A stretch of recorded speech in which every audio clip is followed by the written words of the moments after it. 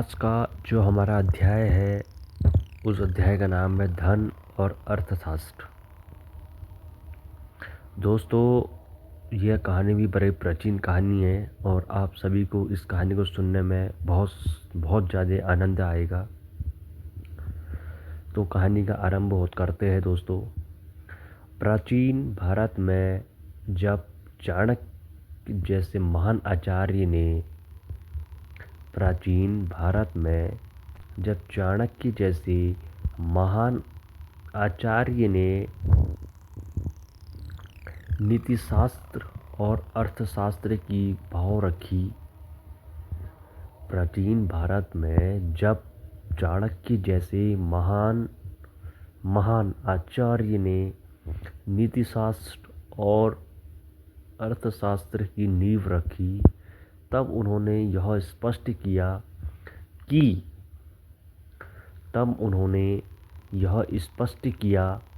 कि धन केवल साधन है, कि धन केवल और केवल साधन है,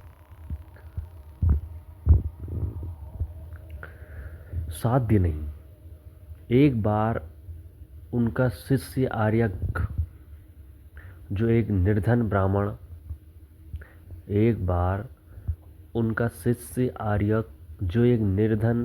परिवार से था, यह स्पष्ट किया कि धन केवल साधन है, साध्य नहीं।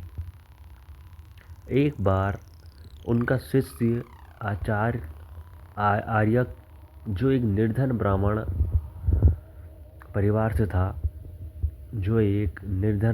परिवार से था, उसने उनसे यह प्रश्न लेकर आया कि क्या केवल ज्ञान से जीवन चलाया जा सकता है। आर्यक जो एक निर्धन ब्राह्मण परिवार से था, उनसे यह प्रश्न लेकर आया कि क्या केवल ज्ञान से जीवन चलाया जा सकता है या धन की सफलता का मापक है। केवल ज्ञान से जीवन चलाया जा सकता है या धन ही सफलता का मापक है। चाणक्य ने मुस्कुराकर उसे बताया। आचार्य चाणक्य ने मुस्कुराकर उसे बताया कि धन तब तक उपयोगी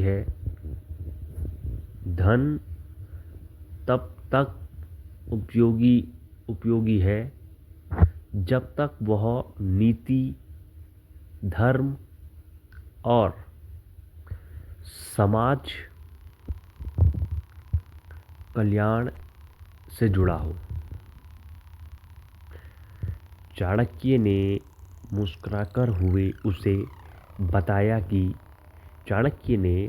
मुस्कुराकर आचार्य चाणक्य ने मुस्कुराकर उसे बताया कि धन तब तक उपयोगी है जब तक वह नीति, धर्म और समाज कल्याण से जुड़ा हो। धन जब तक उपयोगी है जब तक वह नीति, धर्म और समाज कल्याण से जुड़ा हो, अन्यथा वह विनाश का कारण बनता है। आचार्य कहते हैं, अन्यथा वह विनाश का कारण बनता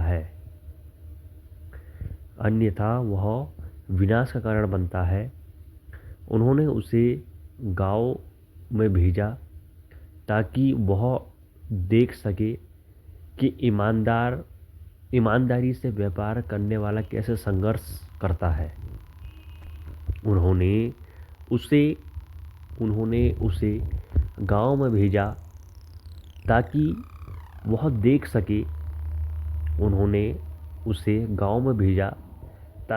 देख सके कि ईमानदारी से व्यापार करने वाला कैसे संघर्ष करता है। उन्होंने उसे गांव में भेजा ताकि वह यह देख सके कि ईमानदारी से व्यापार करने वाला कैसे संघर्ष करता है और छल कपट से चलने वाला व्यापारी कैसे तुरंत लाभ पाता है। और छल कपट से चलने वाला व्यापारी कैसे तुरंत लाभ पाता है। कितनी अच्छी दोस्तों बात बताई आचार्य चाणक्य जी ने कि छल कपट से चलने वाला व्यापारी कैसे तुरंत लाभ पाता है पर दीर्घकालिक सुख से वंचित रहता है। पर दीर्घकालिक सुख से वंचित रहता है। आर्यक ने यह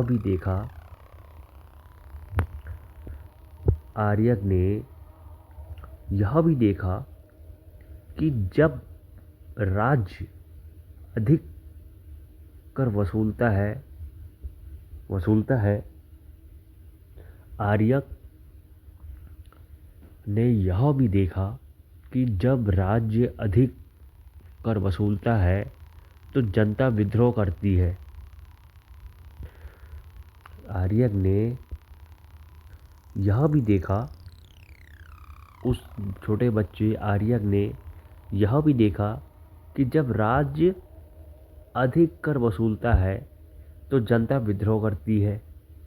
पर जब नीति के अनुसार कर प्रणाली सरल होती है, राज्य अधिक कर वसूलता है तो जनता विद्रोह करती है। पर जब नीति के अनुसार कर प्रणाली सख्त होती है तो वह समाज समृद्ध होता है। तो वह समाज क्या होता है दोस्तों? समृद्ध होता है। चाणक्य ने उसे यह सिखाया कि धन एक नदी की तरह है। देखिए दोस्तों, आचार्य चाणक्य ने उसे यह सिखाया आचार्य चाणक्य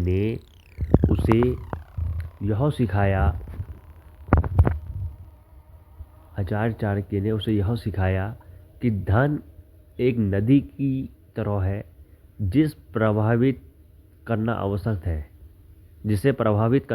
है। चाणक्य ने उसे यह सिखाया कि धन एक नदी की तरह है जिसे प्रवाहित करना आवश्यक है।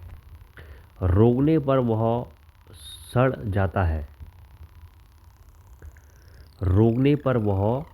सड़ जाता है। एक दिन आर्यक को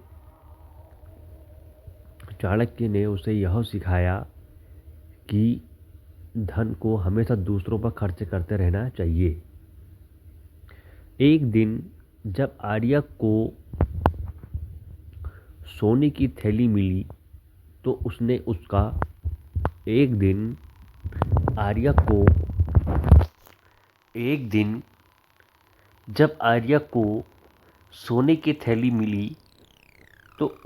उसका उपयोग नहीं किया। देखिए दोस्तों, एक दिन जब आर्यक को सोने की थैली मिली तो उसने उसका उपयोग नहीं किया बल्कि आचार्य को सौंप दिया। एक दिन जब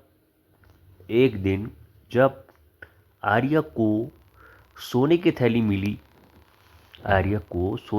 मिली तो उसने उसका उपयोग नहीं किया बल्कि आचार्य को सौंप दिया।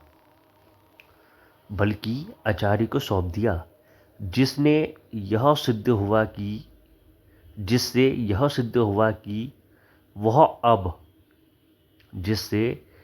सिद्ध हुआ कि वह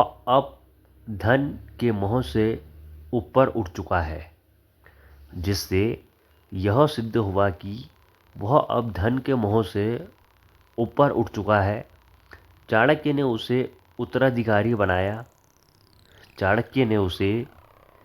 आचार्य चाणक्य ने उसे उत्तराधिकारी बनाया और यह कहते हुए आशीर्वाद दिया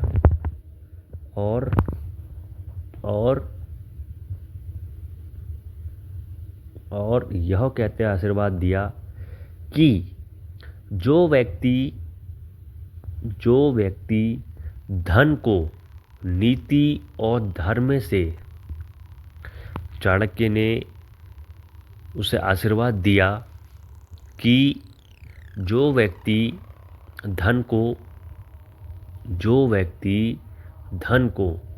नीति और धर्म से जोड़ता है वही सच्चा अर्थशास्त्री माना जाता है। चाणक्य ने उसे आशीर्वाद देते हुए कहा कि जो व्यक्ति धन को नीति और धर्म से जोड़ता है वही सच्चा अर्थशास्त्री कहलाता है। इस कथा से यह स्पष्ट होता है कि चाणक्य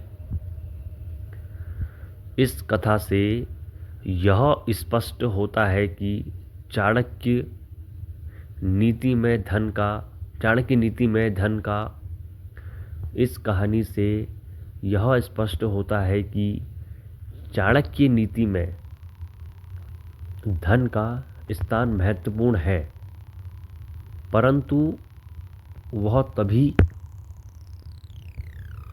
चाणक्य नीति में धन का स्थान महत्वपूर्ण है परंतु वह तभी फलदायी होता है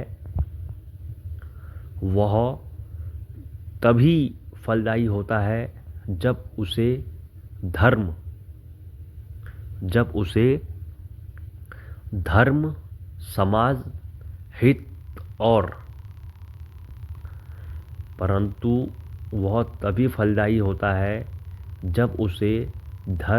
समाज हित और